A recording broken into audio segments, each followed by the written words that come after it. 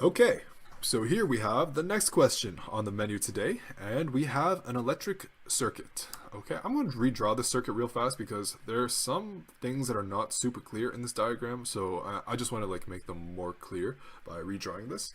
So we have on the top we have a resistor like this, 14.7 ohms. I have another resistor, 24.6 ohms.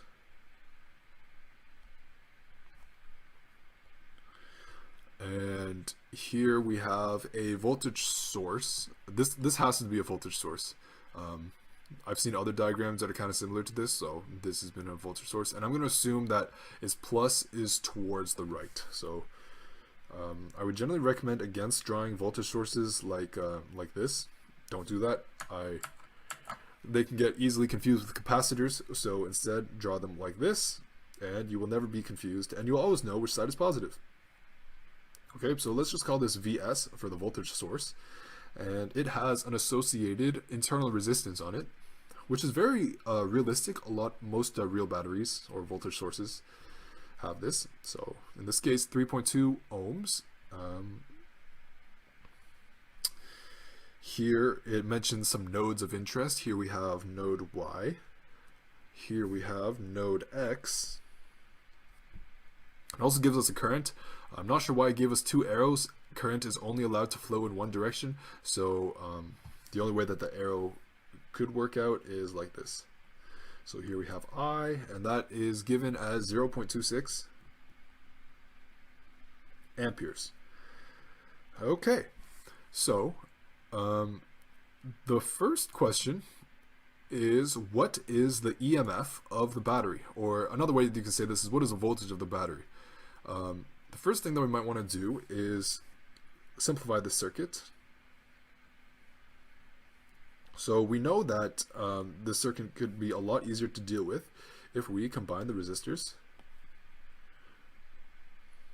Combine resistors. So our equivalent resistance, in this case, because we are in series, it's a whole different story when we have parallel resistors, but since we got the series resistors, we got something like this. So we just add up all the resistor values individually. So in this case, our equivalent resistance is going to be 3.2. I'll draw my units on the outside, plus 24.6 plus 14.7, all in ohms, and our equivalent resistance, sending this through the calculator. Definitely should not trust yourself with math all the time. Verify with the calculator whenever possible. Mental math is cool and all, but you know, you don't want to get something wrong just because you mental math something out instead of calculating it. Okay, so my result for this calculation, 42.5 ohms. Okay, so given that we have our total resistance, we can redraw our circuit like this. Req 42.5 ohms minus plus, this is our voltage source, and we don't know what it is, but that's what we're trying to solve here. And our current going through this circuit is I equals 0.26 amps. Okay, so to find the voltage, we want to do Ohm's law. Good old Ohm.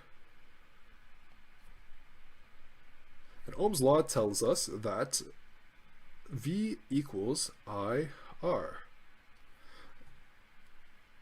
Or, actually that's exactly what we need, because we have our current, we have our resistance. The voltage drop of this resistance is just going to be IR, and the voltage drop of the resistance has to be exactly equal to the voltage supplied by the source. So in this case, we're just going to multiply them together. So here we got 0.26 amps multiplied by 42.5 ohms. So the result of our VS, voltage source, times 0.26. I'm going to expect around 10. It's going to be 11.05 volts. Pretty close on the guess, but you know, calculator is always right. So yeah, that would be our first answer. The electromotive force, the EMF, also known as voltage, is going to be 11.05. Came to exactly the same answer here. Awesome. Okay, part B is asking us, what is the magnitude of the potential difference Vyx? So pretty much, given these nodes of interest, X and Y, what's the voltage between them? Okay, and it's asking us in units of voltage. Okay, so as we traverse here from X to Y, we can see that we're going to have the voltage source that's going to be added, and we're going to subtract the voltage absorbed by this resistor, and that's going to give us the potential difference between point X and point Y. To do that, so that's going to be part B.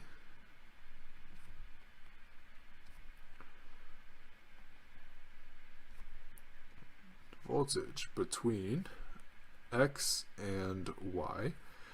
We want to do, we'll call that Vxy.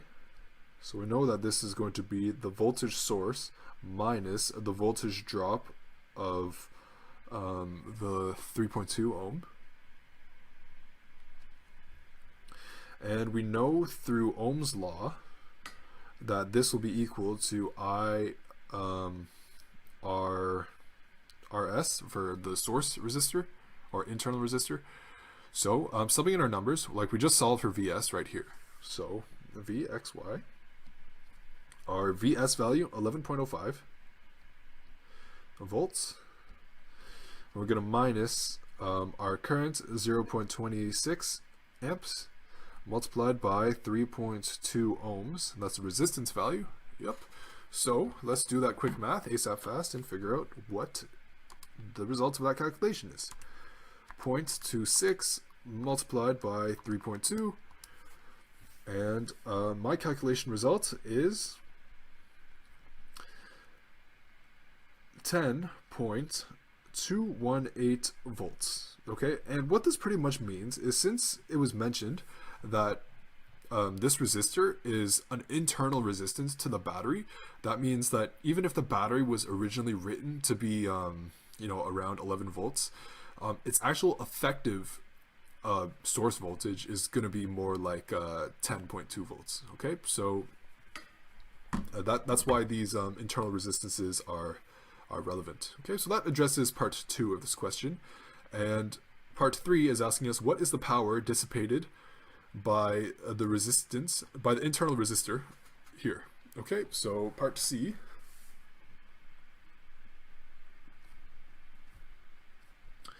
Power of internal resistor.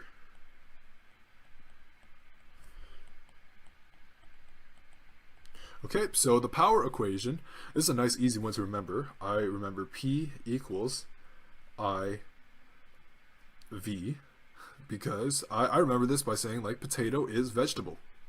You know, fairly straightforward. Potatoes are definitely vegetables. Anyways, so we're looking for our P value, and we're looking for our current that goes through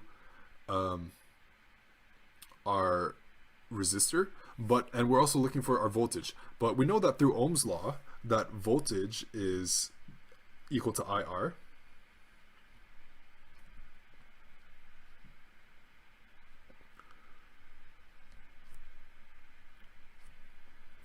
Okay, so we could write this as P equals I squared R.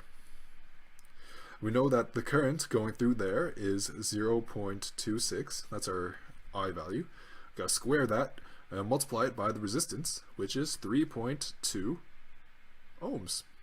Yeah, fairly straightforward. So send that through the calculator, and this is a fairly straightforward answer. So 0.26 squared multiplied by 3.2. So the power that I got here, 0.21632 watts, represented with W. Okay, so that's the power. Cool, and hopefully we came to a similar conclusion here. Exactly the same and exactly the same. So just with some rounding, but otherwise everything is good. Everything is wild. This circuit is solved, and we are very happy with that. Awesome.